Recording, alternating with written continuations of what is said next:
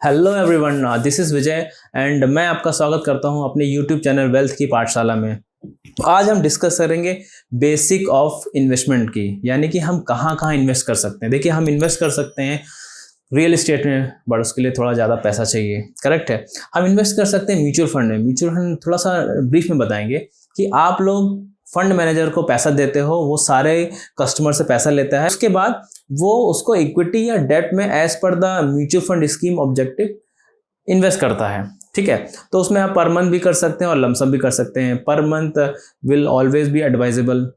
उसके बाद आप फिक्स डिपॉजिट आता है। फिक्स डिपॉजिट हम इन्वेस्ट कर सकते हैं सरकारी बैंक में और प्राइवेट बैंक में भी कर सकते हैं। अब देखिए, सरकारी बैंक में आप करोगे तो थोड़ा इंटरेस्ट कम मिलेगा क्योंकि वहाँ सिक्योरिटी थोड़ा ज़्यादा होती है। प्राइवेट बैंक में थोड़ा ज़्यादा रिटर्न मिलता है बट थोड़ा सा रिस्क रहता है। अब अगर हम बात करते हैं एनबीएफसीज की, तो एनबीएफसी में हमको और ज़्यादा रिटर्न मिलता है। तो यहाँ पे कहने का मतलब है, जितना ज़्यादा आप रिस्क लोगे उतना ही ज़्यादा आपको रिटर्न मिलेगा। अब आता है हमारे पास गोल्ड। भाई, इंडिया में गोल्ड में तो हर कोई इन्वेस्ट करता है, ज्वेलरी लेता है या बिस्किट लेता है या जो भी अपने अपने कैपेसिटी के हिसाब से। बट मेरे हिसाब से आई थिंक गोल्ड ईटीएफ में भी इन्वेस्ट करना चाहिए था कि छोटे से छोटा अमाउंट भी आप डाल सके without going to gold shop. अभी आपके पास 100 रुपये बचा है, किसी स्टूडेंट के पास है 100 रुपये या 500 रुपये, तो उस 100 या 500 रुपये को लेके वो गोल्ड शॉप में तो जाके ज्वेलरी को खरीदेगा नहीं। तो अगर आपके पास डीमैट अकाउंट है तो आपकी इन्फॉर्मेशन के लिए बता दूं कि आप 40 रुपीज़ 50 रुपीज़ में भी एक शेयर ऑफ गोल्ड ईटीएफ का खरीद सकते हैं। अब देखिए, गोल्ड ईटीएफ वेरी सिंपल, मतलब गोल्ड ईटीएफ क्या है? इलेक्ट्रॉनिक गोल्ड है। अगर गोल्ड का प्राइस बढ़ेगा तो गोल्ड ईटीएफ का प्राइस बढ़ेगा, अगर गोल्ड का प्राइस नीचे जाएगा तो गोल्ड ईटीएफ का प्राइस नीचे जाएगा, सिंपल एज इट इज। अब हम बात करते हैं हमारा रियल मुद्दे की। रियल मुद्दा है भाई बेसिक ऑफ स्टॉक मार्केट। अब बेसिक ऑफ स्टॉक मार्केट मतलब है कि भाई स्टॉक मार्केट में के बारे में हम पूरा डिटेल में बात करेंगे। एंड अब हम बोल सकते हैं कि इंडिया में स्टॉक मार्केट में अभी भी काफ़ी कम लोग, यानी अराउंड 5 to 6% लोग इन्वेस्ट करते हैं। रिसेंटली काफ़ी लोगों का पार्टिसिपेशन बढ़ा है, लेकिन फिर भी काफ़ी कम लोग इन्वेस्ट करते हैं। अब यूएस में इसके कंपैरिजन में around 40 to 50% retail customer participate करते हैं स्टॉक मार्केट में। अब आपको देखिए, स्टॉक मार्केट को बहुत टफ ना बनाते हुए एक बात करते हैं कि भाई अगर आपको इन्वेस्टमेंट करना है तो ऐसा नहीं कि ये बैलेंस शीट चेक करो, ये चेक करो, वो चेक करो। सबसे पहले हम एकदम सिंपल लेते हैं। आप अपने आसपास में जो प्रोडक्ट यूज़ करते हैं या जो सर्विसेज यूज़ करते हैं, जैसे मैं एग्जांपल लेती, ये कोई स्टॉक एडवाइस नहीं है, सिर्फ एजुकेशन पर्पस के लिए बता रहा हूँ मैं, ठीक है। सपोज आप बात करते हैं बैंक का, तो आप कौन कौन सा बैंक जानते हैं? आप जानते हैं आईसीआईसीआई बैंक, एचडीएफसी बैंक, तो लगा दीजिए उसमें पैसा, ठीक है। आप जानते हैं पिडिलाइट, भाई कॉम्पिटिटिव एडवांटेज भी है। मतलब पिडिलाइट, अगर फेविकॉल की बात करें कि आप किसी और में इन्वेस्ट करना, किसी और को खरीदना चाहते हैं या किसी और को जानते हैं, नहीं। अब आप बात करते हैं, सपोज आपका है एशियन पेंट्स, अगर पेंट्स की बात है तो वो लीडर है। तो हम ये सब यूज़ करते हैं, ये सब सर्विसेज है, ये सब प्रोडक्ट यूज़ करते हैं, आपको उसी में ही इन्वेस्ट करना है। बस थोड़ा सा पैरामीटर हम देख लेंगे। अब हम बात करते हैं, यहाँ पे हम लोग 4 पैरामीटर की बात करेंगे, ठीक है। पहला पैरामीटर है थोड़ा सा मतलब नंबर्स का गेम रहेगा, या 3 पैरामीटर में। चौथा आपका हम बताएंगे कि ह्यूमन बिहेवियर के बारे में। अब पहला पैरामीटर है ईपीएस। देखिए, ईपीएस का मतलब है अर्निंग पर शेयर।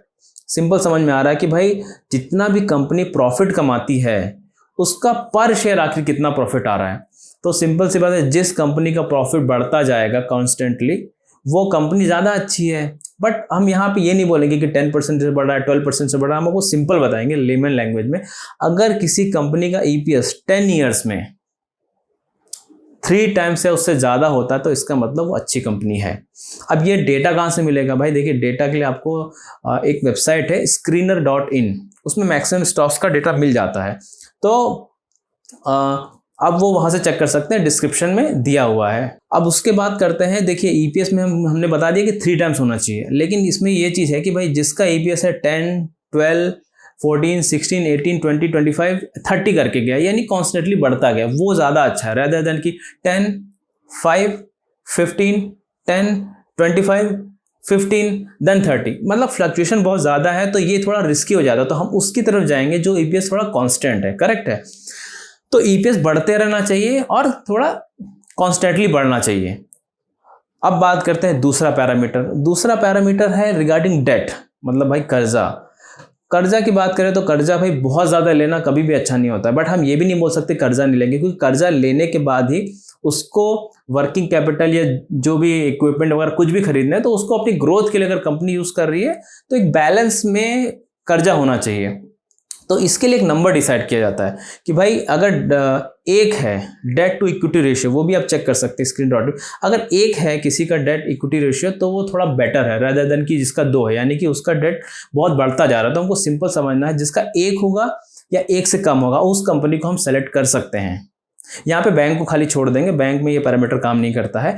अब बात करते हैं डेट जो है या तो स्टेबल होना चाहिए 1 या उससे कम होना चाहिए धीरे धीरे, या तो 0 होना चाहिए। कुछ कंपनीज ऐसी हैं जिसमें अप्रॉक्सीमेट एकदम 0 डेट है, यानी कि आपको वहाँ पे कुछ इंटरेस्ट ही नहीं देना है, अगर इंटरेस्ट देंगे तो प्रॉफिट कम हो जाएगा, इसलिए डेट बहुत ज़्यादा अच्छा नहीं रहता है। ठीक है, अब देखिए पेंडेमिक में अगर आप बात करते हैं किसी कंपनी के ऊपर डेट है तो उसको चाहे प्रॉफिट आए या ना आए बट उसको इंटरेस्ट देना पड़ेगा, इसीलिए दिस इज़ वेरी डेंजरस है कि भाई ज़्यादा ह्यूज डेट नहीं होना चाहिए। अब तीसरा पैरामीटर आता है आपका ROE, return on equity. Return मतलब भाई इक्विटी शेयर होल्डर को कितना रिटर्न मिल रहा है कंपनी के साइड से, तो ये 12 यानी 12 से ऊपर होना चाहिए, उससे नीचे नहीं होना चाहिए। अगर भाई हम बात करते हैं ROE किसी का 6% तो हम FD में ना इन्वेस्ट कर लें, तो हमको इतना रिस्क लेने का ज़रूरत क्या है। तो 12 से ऊपर जितना भी ज़्यादा है उतना बेटर रहता है। और ROE के टर्म्स में भी अगेन ये असेंडिंग ऑर्डर में हो या स्टेबल हो, डिक्रीजिंग वाला नहीं लेंगे। अभी किसी का 8, 10, 12, 14 है और दूसरे का है 18, 14, 12 है, तो हम लोग जो बढ़ते जा रहे हैं नहीं वो कंपनी इंप्रूव कर रही उसमें इन्वेस्ट करेंगे। ये चेक करना बहुत टफ काम नहीं। अब चौथा आता है जो बहुत ज़्यादा ही इंपॉर्टेंट है। मैं आपसे क्वेश्चन पूछना चाहूँगा, आप खुद मन में डिसाइड करके बताइएगा कि अगर आपका कोई शेयर 100 रुपये का है, आपने 1 लाख रुपए लगाया, ठीक है, 6 मंथ के बाद उसका 2 लाख हो जाता है, तो आप क्या करेंगे? कई लोग सेल कर देंगे, बल्कि कई लोग तो 1 लाख से डेली चेक करेंगे और 1 लाख का अगर 1,20,000 हो गया तो 20% आ गया ना, चलो बुक कर लिया जाए, बहुत है भाई, पैसा ही पैसा होगा। लेकिन नहीं, देखिए जब आप स्टॉक में इन्वेस्ट करने जा रहे हैं, किसी कंपनी में इन्वेस्ट करने जा रहे हैं, तो आपको ये सोचना है कि ये स्टॉक मैं खरीद रहा हूँ और तभी बेचूंगा जब या तो बहुत ज़्यादा ही ज़रूरत है किसी पर्सनल या किसी भी चीज़ के लिए, अदरवाइज कंपनी में कोई फ्रॉड हो गया है या कंपनी में कुछ परफॉर्म नहीं कर पा रहा, कंटिन्यूसली उसका प्रॉफिट एवरी क्वार्टरली प्रॉफिट उसका नीचे जा रहा है, तभी हमें बेचना चाहिए। बिकॉज वॉरेन बफेट जी ने कहा है, से एक बार पूछा गया था कि आप किसी स्टॉक का होल्डिंग पीरियड क्या है, तो वो बोलते हैं फॉरएवर। यानी अगर हम इसको हम सिंपल बताते हैं, अगर आप गोल्ड खरीदते हो, कभी ज्वेलरी या कभी एक लैंड खरीदते हो, तो उसमें आप डेली क्योंकि प्राइस चेक नहीं कर सकते हो तो आप उसको बेचते भी नहीं हो, तो उसको होल्ड करते हो, तो उसको ग्रो होने का टाइम मिलता है। सेम चीज़ स्टॉक में भी है। तो हमको ज़्यादा ट्रेडर नहीं बनना है कि भाई डेली चेक करते रहेंगे स्टॉक की भाई इसका प्राइस इतना हो गया, इसका प्राइस इतना हो गया।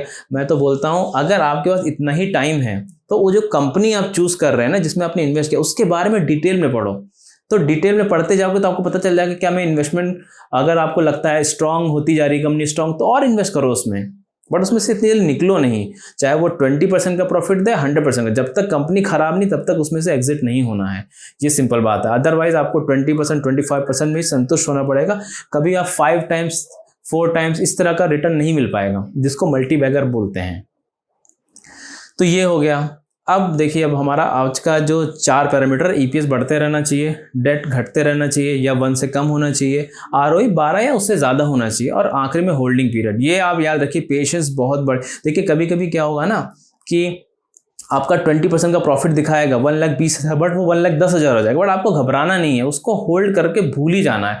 भूलने का मतलब ये नहीं कि इस कंपनी के बारे में थोड़ा थोड़ा पढ़ते रहेंगे जब भी आपको टाइम मिलेगा, और हम आपको अपडेट कैसे भी देते रहेंगे। आपको क्या करना है कि देखिए, जो भी हम वीडियो बनाएंगे, थंबनेल में जो भी रहेगा, आपको अगर इंटरेस्टिंग टॉपिक आपसे कंपनी रिलेटेड मिलता है तो 4 to 5 मिनट्स का इन्वेस्टमेंट कर दीजिए आप, ठीक है। तो अब भाई आज का वीडियो यहीं पे समाप्त करता हूँ। पहला वीडियो है, थोड़ा लाइक शेयर सब्सक्राइब कर दीजिएगा। अगर आपको कोई भी स्टॉक के बारे में या किसी भी इन्वेस्टमेंट टूल्स के बारे में कोई भी डाउट है या क्वेरी है तो कमेंट में डाल दीजिए, हम उसके ऊपर वीडियो या उसी में रिप्लाई कर देंगे आपको। Thanks for watching and remember one thing, learning is earning. धन्यवाद, थैंक यू।